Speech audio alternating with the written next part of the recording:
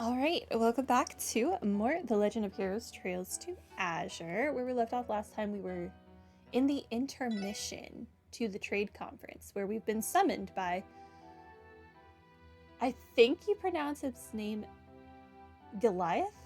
I don't remember. Lecter pronounced it for us. I don't exactly remember how he said it, though. Not gonna lie. Let's just call him Osborne. We've been summoned by Osborne. And Rocksmith, but I'm more concerned about Osborne.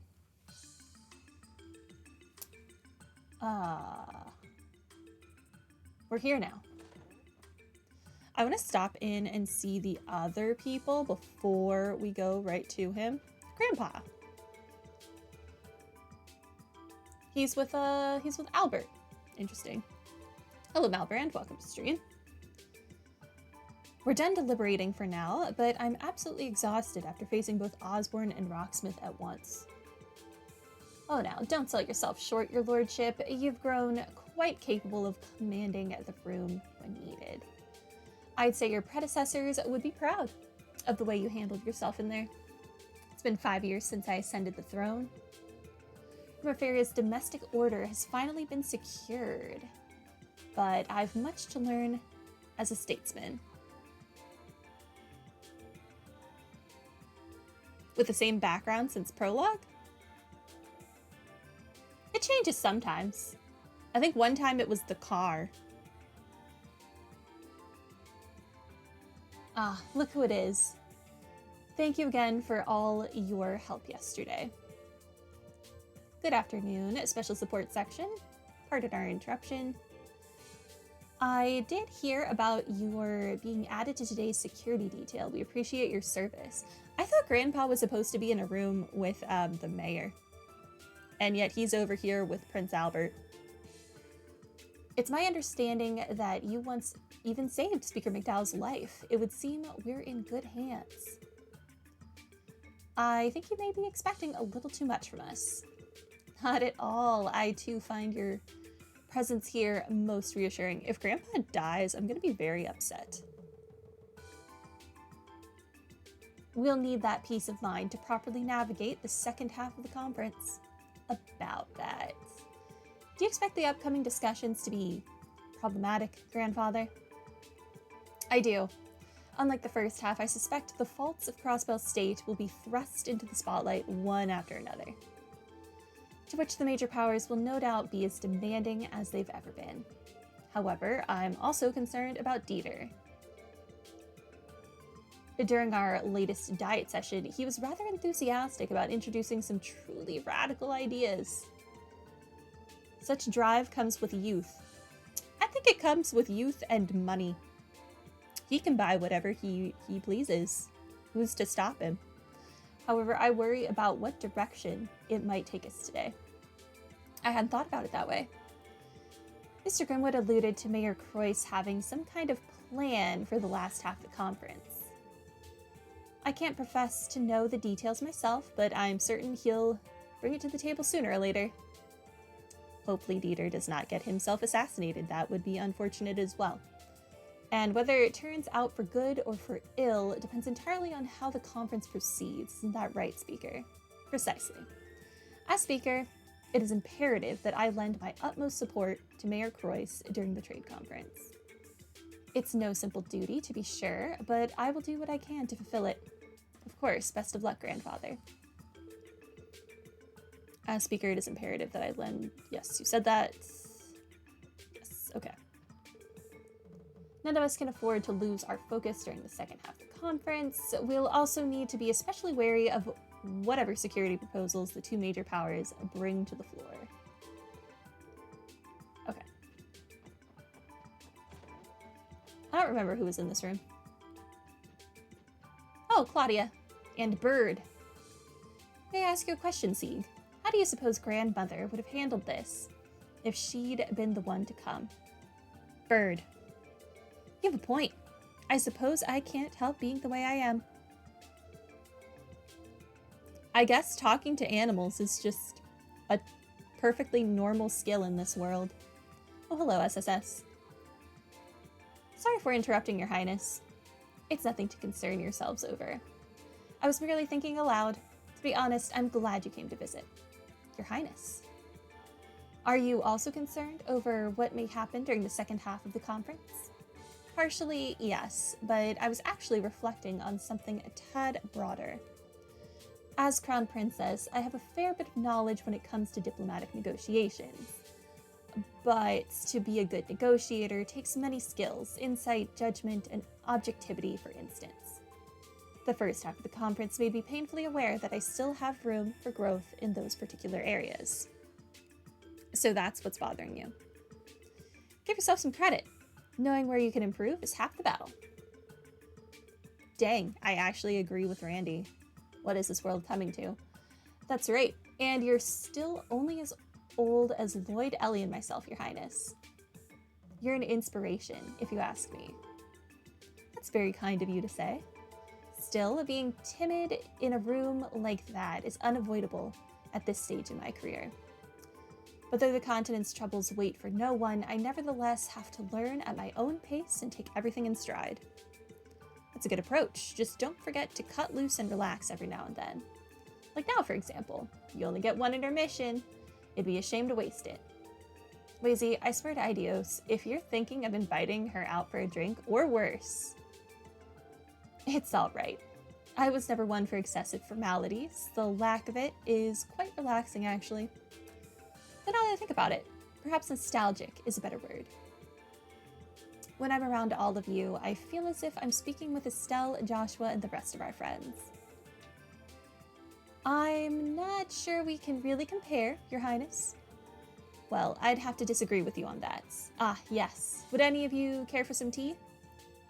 Yes, I would like tea. No, we couldn't possibly. Lloyd, I want tea.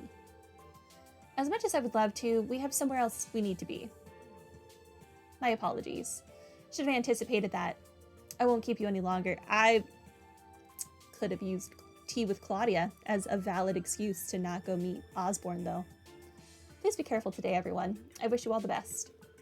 And rest assured that I'll be giving my very utmost during the second half of the conference. We'll be rooting for you, Your Highness. Anything else? Thank you for taking time out of your busy schedule to chat with me, everyone. Let's all focus on what's to come during the next phase of the conference.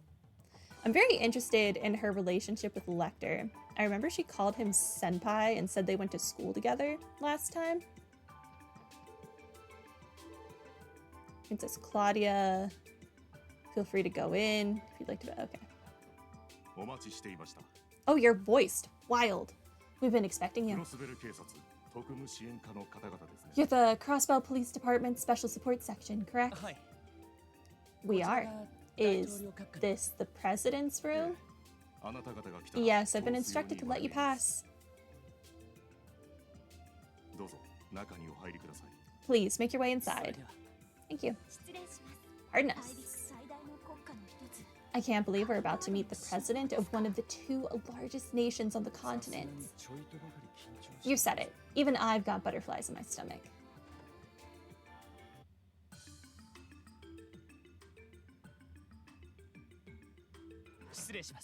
Excuse us, Mr. President. We were told you requested to meet with the Special Support Section. Thank you all for coming. Interesting music shift there. But please, no need for all the pomp and circumstance. Go ahead and have a seat. Oh, sure. That's very kind of you, Mr. President. Mr. Mustache.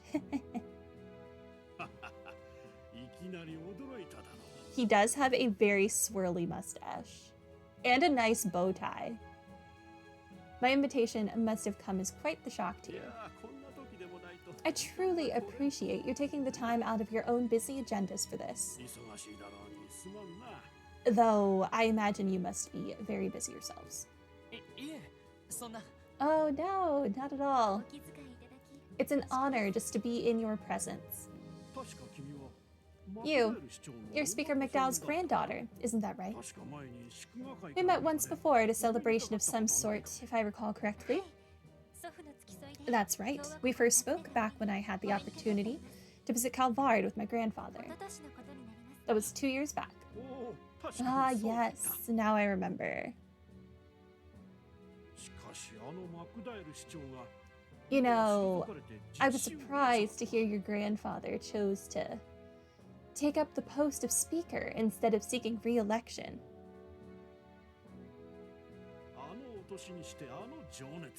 I truly admire how passionate he still is at his age. He's a model statesman, if I may say so. I'm sure my grandfather would be flattered to hear that. Not to change the subject, Mr. President, but what was it you called us here for? Well, truth be told, I've already heard all about you SSS fellows from Kilika. This year's shorts auction sounded like quite the affair, wouldn't you say? Frankly, former Speaker Hartman and I were never on the best of terms. Selfish as it may seem, I've been eager to meet the group that tipped the first dominoes that led to his downfall. Ah, I see you also hate child predators. Good. We are honored, sir. Yeah, but real talk, we didn't do much. The guy just couldn't stop shooting himself in the foot. Very true. He made his own bed the day he became involved with the cult. Ah, yes. Who could forget them? The D therefore G cult. Their treachery spread across the continent, but no nation was more affected than my own. I owe you my thanks for putting a stop to them once and for all. You're welcome. But really, we were only doing our jobs. Yeah, getting rid of a cult is to everyone's benefit. Especially when they're that crazy. Honestly, I'd say our contributions didn't really amount to much in the long run. No need to be so humble, my boy. I heard things were rather dire. Even your guardian force was being manipulated. Yet in the face of it all, you still managed to quash the cult and keep that little girl safe. You stay away from my sweet child. You are not worthy of Kia. Great goddess in the sky. Those are no small achievements to speak of. Wow. You flatter us, Mr. President. Truly, I'm not sure we deserve such high praise. Oh, but you do. Had Crossbell fallen to the cult, I don't know what would have become of us.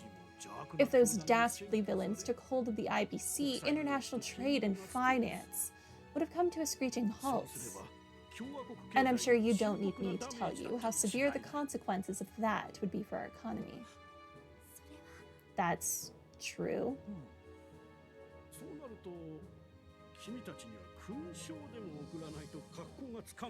I love that he's seemingly only concerned about the economy. Who cares that, like, people were being manipulated, killed, etc., drugged? Nah, man, the economy.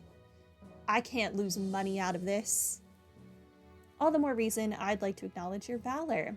I think the fitting thing to do would be to award you each a medal. Yes, that sounds perfect. I'll have the arrangements made as soon as I return to the Republic. No, you don't have to do that. Is it even appropriate for citizens of Crossbell to receive awards from the Republican government? Besides, we already got more recognition than I could handle from Granddad McDowell. Truly, I don't see any faux pas to be had about it at all.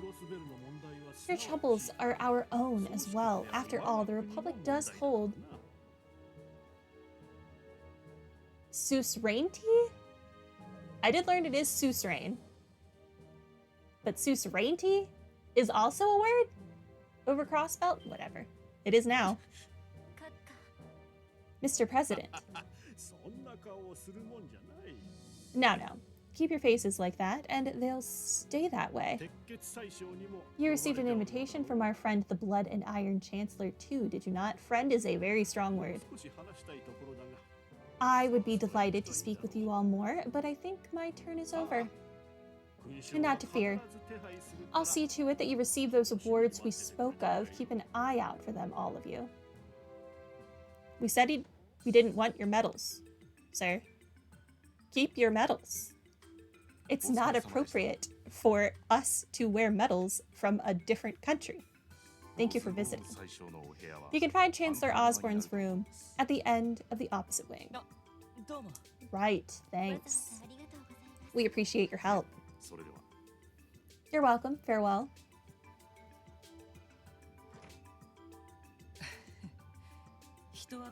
He was something, wasn't he? Exactly what I'd expect from a major political figure. Hello, Moriarty. Welcome to stream. If he had offered me money, would I have turned him down? You know, you got me there. He should have offered me money instead of a medal. That's the way to my heart.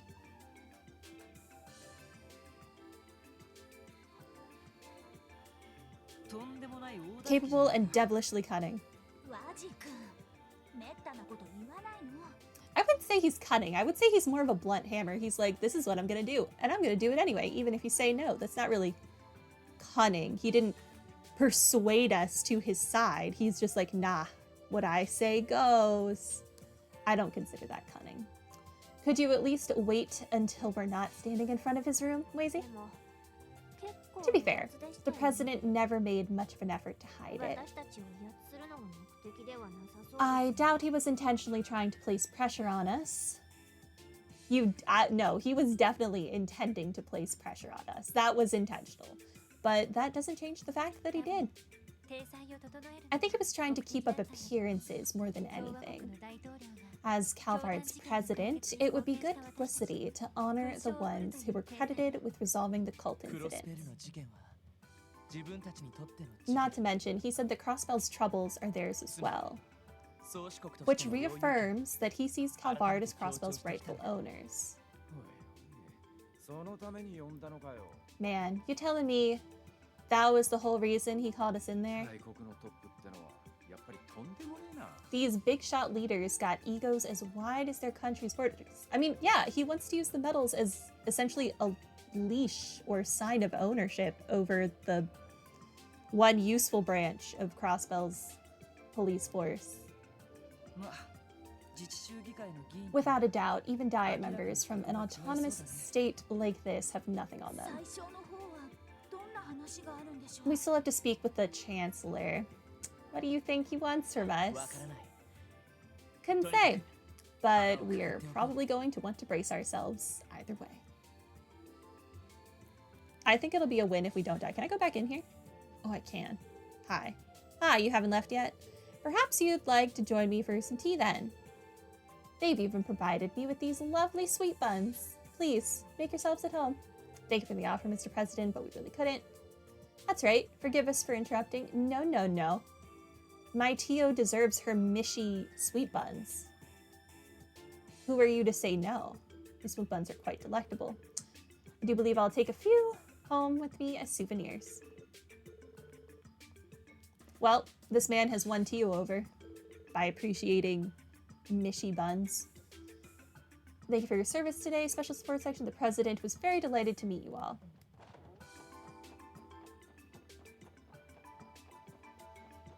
The rest of us he could have paid, but for Tio, he just needed to share interest with a cute, fluffy animal. Ah, good to see you again, SSS. Did you have a status update to make? Nothing to report for now. What about the two of you? Have you learned anything? Unfortunately not. Things have been quiet thus far. We are exhausting every avenue on the Erebonian side of things as well. But unfortunately, neither the nobles nor the reformists are intent on giving us any leads to work with. That's unfortunate. A big goose egg from both Imperial factions then, huh? They seem like real peaches to deal with. Yesterday, Prince Olivertz mentioned the possibility of creating a third faction, didn't he? It's been on my mind ever since. If you wouldn't mind, Major, could you tell me more about his intentions? Ellie? Well, it's only natural you'd be curious. I'm not supposed to say much, but I don't think there'll be any harm in sharing a bit with the SSS. We should not be having this conversation in an open walkway.